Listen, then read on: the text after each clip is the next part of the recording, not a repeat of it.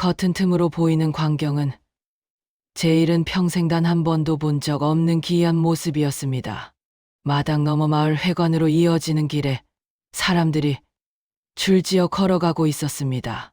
횃불을 든 것도 가로등이 켜진 것도 아닌데 희미한 푸르스름한 불빛들이 그들의 행렬을 비추고 있더군요. 자세히 보니 마을 노인들이었습니다. 낮에 저에게 시루떡을 주며 환하게 웃던 앞집 할머니, 지팡이 짚고 다니던 뒷집 할아버지, 그리고 그 행렬의 맨 앞에서 선두를 지휘하는 사람, 바로 이장님이었습니다. 그런데 그들의 모습이 정상적이지 않았습니다. 모두 하얀색 소복 같은 한복을 입고 있었는데 머리에는 짐승의 탈 같은 것을 쓰고 있었습니다. 소, 돼지, 아니, 그건 도깨비 형상에 가까웠습니다. 더 소름 끼치는 건 그들의 걸음걸이였습니다. 마치 관절이 없는 사람들처럼 흐느적거리며 걷는데 발소리가 전혀 나지 않았습니다. 아까 들렸던 쿵, 쿵 소리는 발소리가 아니었습니다. 그들이 메고 가는 거대한 가마, 검은 천으로 덮인 그 가마를 내려놓을 때마다 나는 소리였습니다. 가마 안에서 꿀렁거리는 움직임이 보였습니다. 살아있는 무언가가 들어있는 게 분명했습니다. 사람일까요? 짐승일까요? 그때였습니다. 행렬의 맨 뒤를 따르던 앞집 할머니가 갑자기 고개를 획 돌려 제 쪽을 쳐다봤습니다. 거리는 꽤 멀었지만 저는 느낄 수 있었습니다. 그 탈 속에 감춰진 눈이 정확히 제가 보고 있는 이 창문 틈을 향하고 있다는 것을요. 저도 모르게 헛바람을 삼키며 커튼을 확 닫고 주저앉았습니다.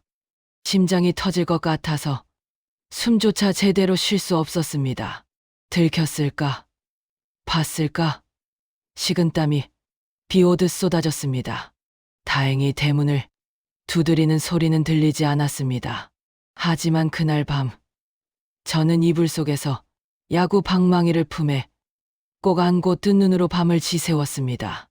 밖에서는 밤새도록 알 수 없는 웅얼거림과 쿵쿵거리는 소리가 이어졌습니다.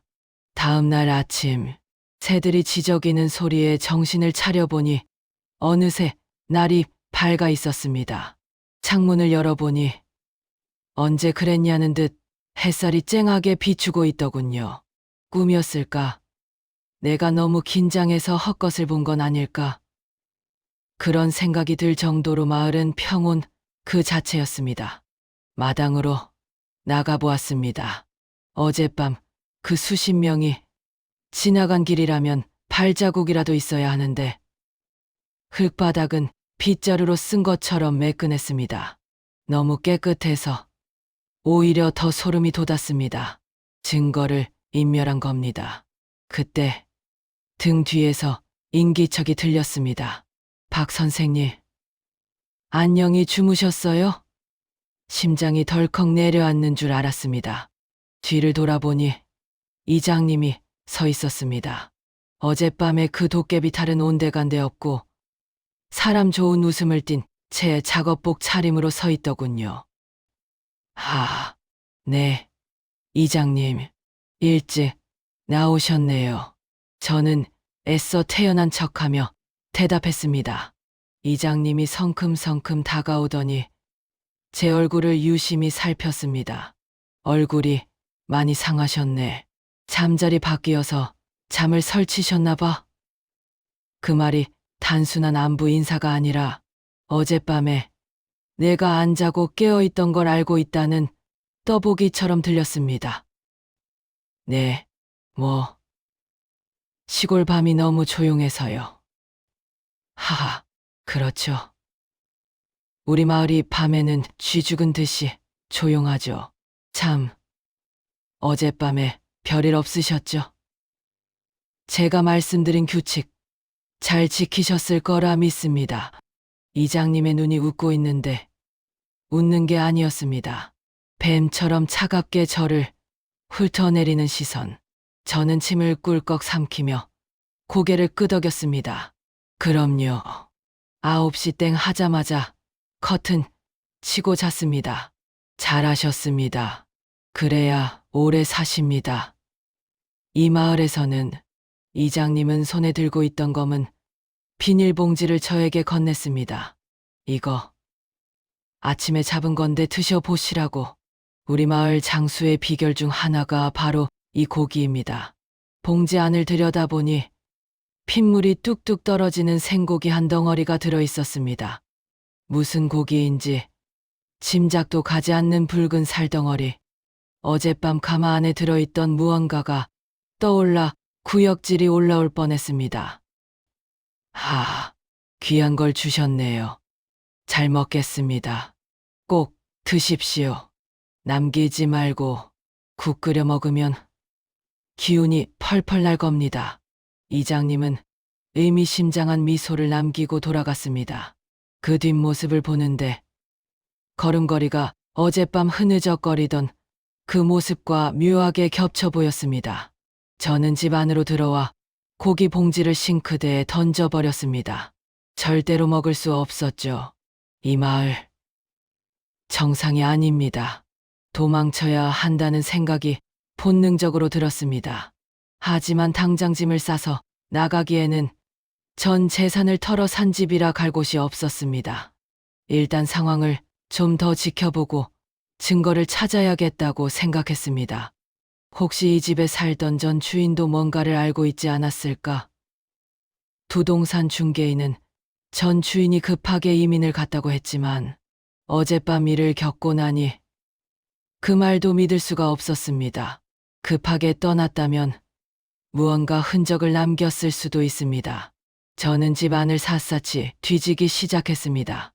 장롱 위, 싱크대 및 타락방 구석구석, 그러다 안방 구석에 있는 붙박이장 바닥이 조금 이상하다는 걸 발견했습니다. 장판이 살짝 긁뜨고 긁힌 자국이 있었습니다. 손으로 장판을 들춰보니 나무 바닥재 하나가 헐거웠습니다. 칼을 가져와 틈새에 끼워 젖히자 나무 판자가 뚜둑하고 열렸습니다. 그리고 그 안에는 작은 수첩 하나가 먼지에 쌓인 채 놓여 있었습니다. 떨리는 손으로 수첩을 꺼내 펼쳤습니다. 낡은 가죽 표지의 수첩. 첫 장을 넘기자 날짜와 함께 삐뚤빼뚤한 글씨들이 보였습니다. 전 주인이 쓴 일기였습니다. 3월 5일. 마을 사람들이 너무 친절하다.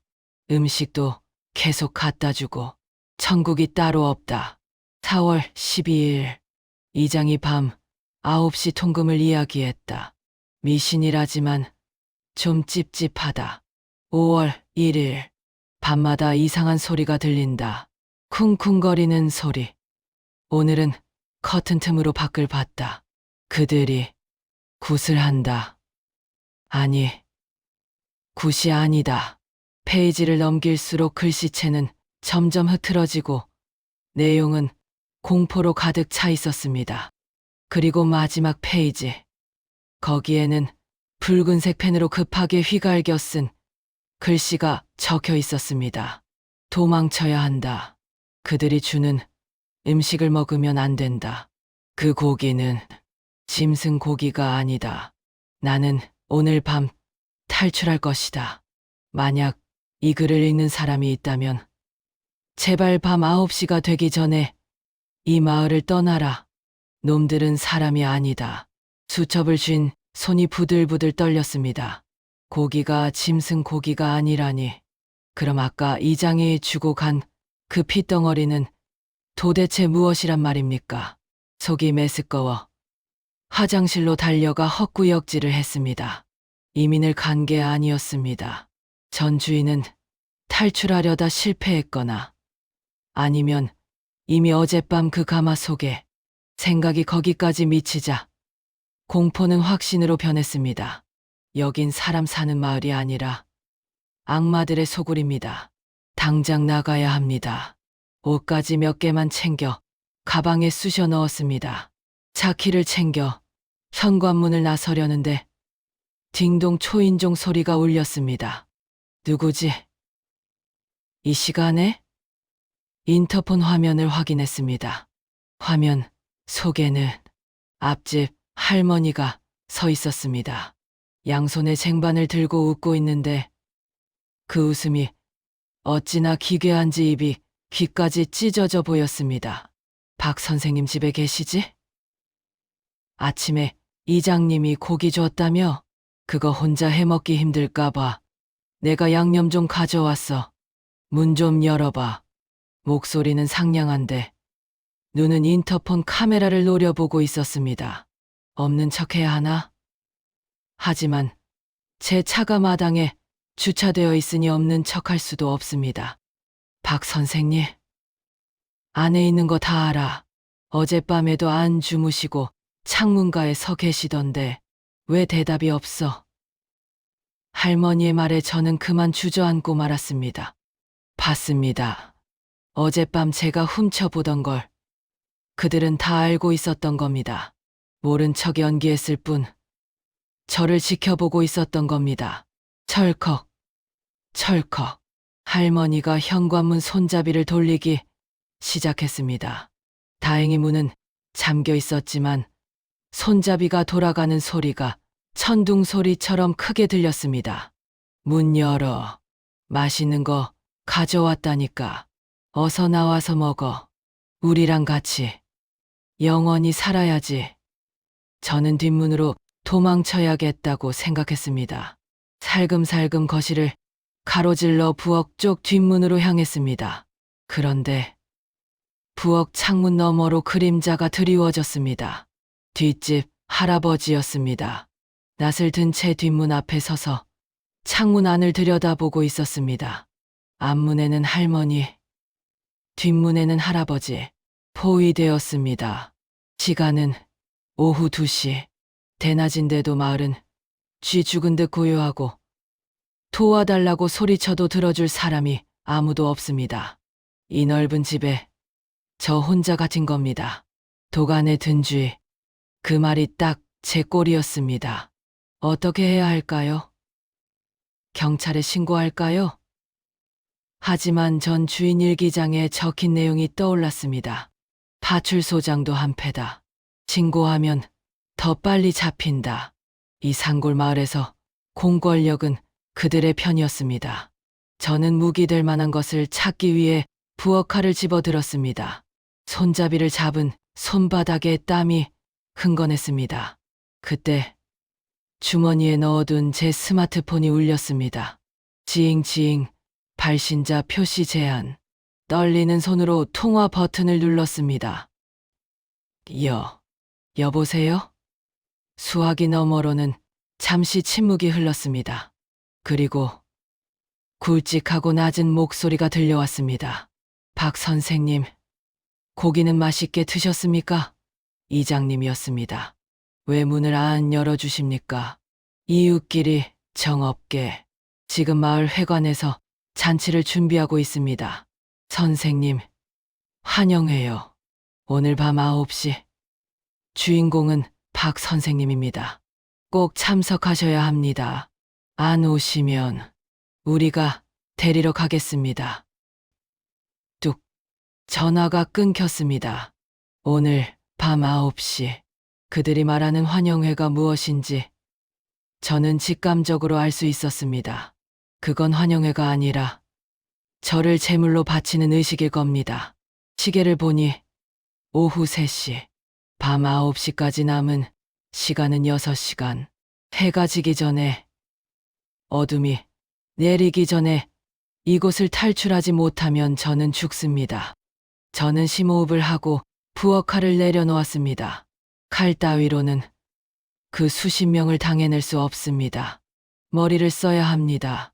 택시 운전 40년, 산전수전 다 겪은 박철수의 생존 본능이 꿈틀거렸습니다.